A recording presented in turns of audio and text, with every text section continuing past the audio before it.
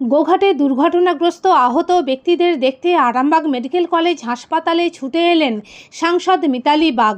সঙ্গে ছিলেন রাজ্য তৃণমূলের সম্পাদক স্বপন নন্দী, গোঘাট ১ নম্বর ব্লক তৃণমূল সভাপতি কাজল রায়, কাউন্সিলর প্রদীপ সিংহ রায় প্রমুখ। তাঁরা আহতদের শারীরিক অবস্থার খোঁজ খবর নেন, কথা বলেন চিকিৎসকদের সঙ্গেও। উল্লেখ্য, মঙ্গলবার সকালে চন্দ্রকোনার তাতারপুর থেকে দোল উৎসব দেখে ফেরার পথে একটি পিকআপ ভ্যান গাছে ধাক্কা মারলে দুজনের মৃত্যু হয়। আহত হন ১৪ জন। সকলেই গোঘাটের শাওরা গ্রাম পঞ্চায়েতের আসলাহরি এলাকার বাসিন্দা।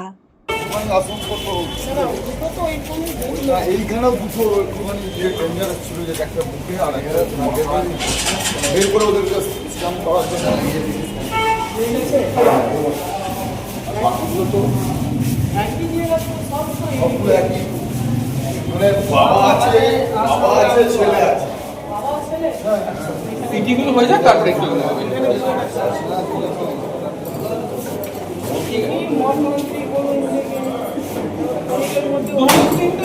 প্রচুর হয়, আগে একটু উৎসবের দিনে বেশি হয়ে যায় মাঝে মাঝে।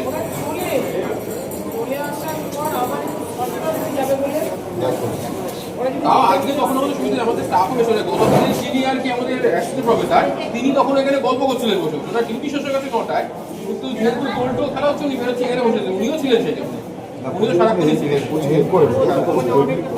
হ্যাঁ, অনেক লোক বেশি ছিল এখানে।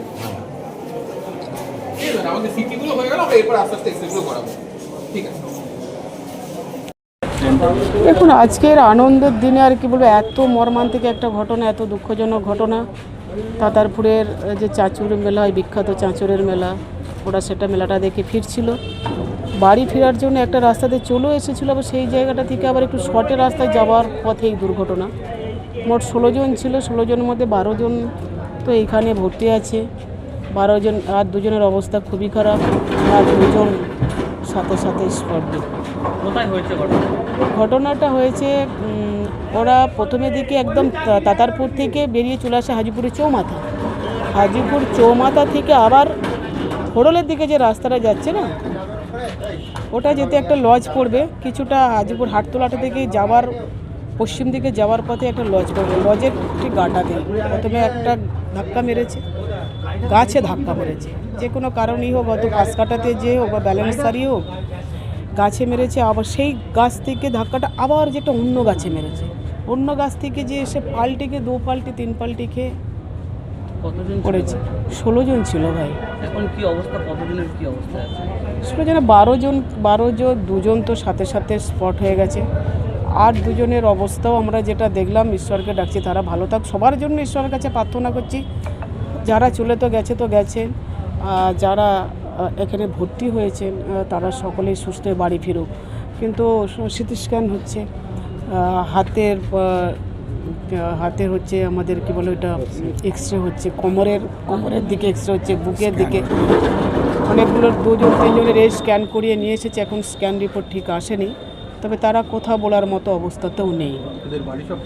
বাড়ি সব গোঘাট 1 নম্বর ব্লকের এই শাওরা অঞ্চলের আসলৌরিতে, আসলৌরি, গোঘাট 1 নম্বর ব্লকের আসলৌরিতে। আপনি কথা বললেন ডাক্তারবাবুর সাথে কথা বললাম আজকে। তবে আরেকটা কি বলুন, মানে ডাক্তারবাবুরা কাল থেকে ছিলেন, বা আজকে অনেক ডাক্তার আছে। অনেক সময় বলা হয় না যে আরামবাগ হসপিটালে ডাক্তার পাওয়া যায় না, তো ডাক্তাররা কিন্তু আছেন। ডাক্তাররা যথাযথভাবে চেষ্টা করেছেন এবং এখন পর্যন্ত করে যাচ্ছেন। রিপোর্টগুলো যতক্ষণ না রিপোর্টগুলো আসছে ততক্ষণ ঠিক বলা যাচ্ছে না যে কার কতটা কোথায় কোন জায়গাতে লেগেছে, বা এর পরবর্তীকে কোথাও কাউকে পাঠাতে হবে কিনা। যতক্ষণ না রিপোর্ট আসছে ততক্ষণ পাকাপাকিভাবে কোনো সিদ্ধান্ত নেওয়া যাচ্ছে না। এবার হাতের কাছেই মিলবে অত্যাধুনিক ও নির্ভরযোগ্য স্বাস্থ্য পরিষেবা। আরামবাগ, খানাকুল ও পরশুরা থানা এলাকার মানুষদের জন্য এক বড় সুখবর। খানাকুলের সেকেন্দারপুরে গড়ে উঠেছে একটি আধুনিক ও সুসজ্জিত nursing home, lifeline health care. Director Sanjay Palu. এই নার্সিং হোমে রয়েছে 24 ঘন্টা রোগী দেখানোর ও ভর্তি করার সুব্যবস্থা।